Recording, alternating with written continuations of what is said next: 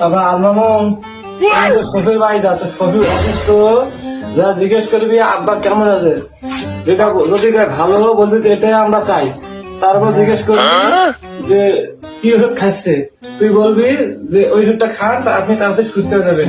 ঠিক আছে তারপরে ডাক্তার কথা জিজ্ঞেস করবি, ডাক্তারের নাম বলবে, তুই বলবি যে ডাক্তারটা অনেক ভালো, আপনি ওর কাছ থেকে চিকিৎসা নেন, আপনি তাড়াতাড়ি সুস্থ হয়ে যাবেন। যা বাবা এখন তুমি যা, ঠিক আছে যা যা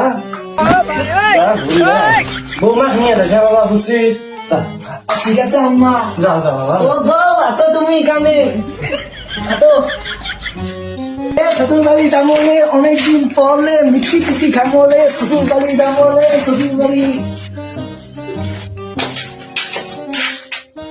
ও শ্বশুর আব্বা কেমন আছেন? বাবা মসজিদ ওষুধ ফান দিছে বাবা, মোরার বাসা দিচ্ছে নাই। শ্বশুর আব্বা এতদিন থেকে আমরা এইটাই চাইছিলাম। তা আব্বা কি ওষুধ খাবার লাগছেন? এবার ডিম খান। এটা তো খুব ভালো ঔষধ, প্রতিদিন নিয়মিত খাবেন। তা আব্বা কোন ডাক্তারের পরামর্শ নেবেন চান? বাবা আমার বেটা আজরাইলের চিকিৎসা নেবেন, আজরাইলের। আব্বা এটা তো খুব ভালো ডাক্তার, এর চিকিৎসা নিলে খুব তাড়াতাড়ি সুস্থ হবেন।